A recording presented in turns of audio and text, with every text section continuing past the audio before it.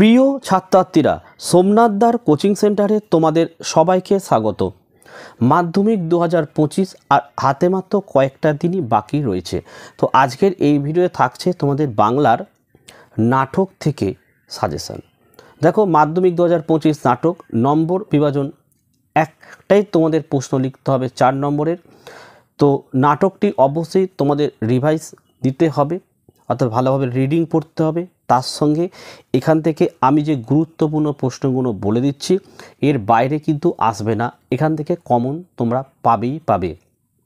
ঠিক আছে, এই সাজেশনটি তোমাদের টোকার কোনো দরকার নেই।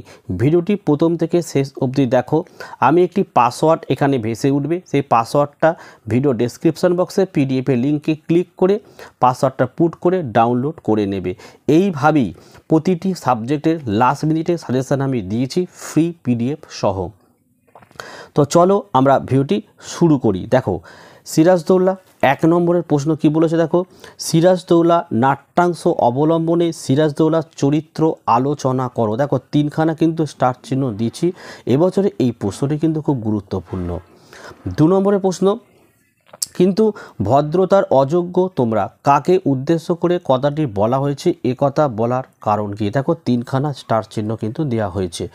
অর্থাৎ এই দুটো প্রশ্ন খুব গুরুত্বপূর্ণ। 3 নম্বরের প্রশ্ন দেখো, বাংলার এই দুর্দিনে আমাকে ত্যাগ করবে না, কাদের উদ্দেশ্যে কথা বলা হয়েছে, কোন দুর্দিনের জন্য তার এই অবদান।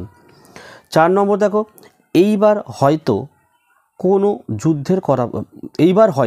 যুদ্ধের কথা বলা হয়েছে, বক্তা এই যুদ্ধকে শেষ যুদ্ধ বলেছেন কেন।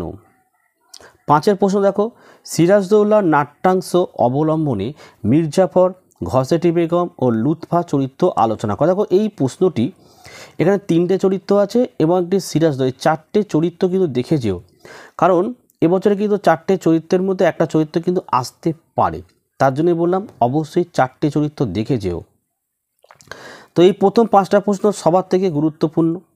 এবং তারপরে দেখো, আমি আরও কিন্তু কয়টা এক্সট্রা প্রশ্ন দিয়েছি, দেখে নাও। যেমন দেখো, 6 নম্বর প্রশ্ন, বাংলা শুধু হিন্দুর নয়, বাংলা শুধু মুসলমানের নয়, মিলিত হিন্দু।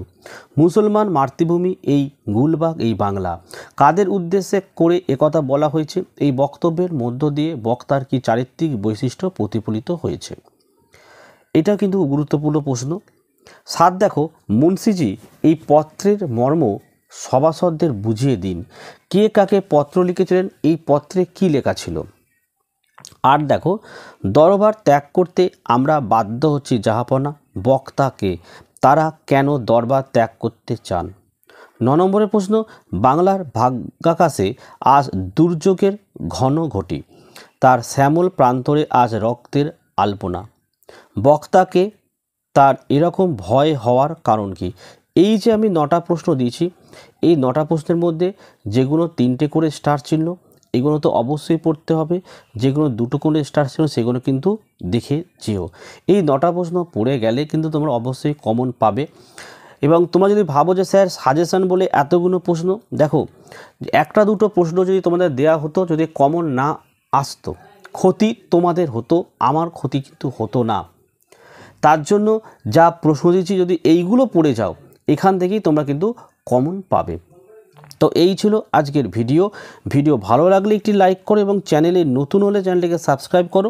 পাশে থাকা বেল আইকন প্রেস করে অল নোটিফিকেশনটাকে অন করো, যাতে আমি যখনই কোনো ভিডিও আপলোড করব সবার প্রথম যেন তোমার কাছে পৌঁছে যায়।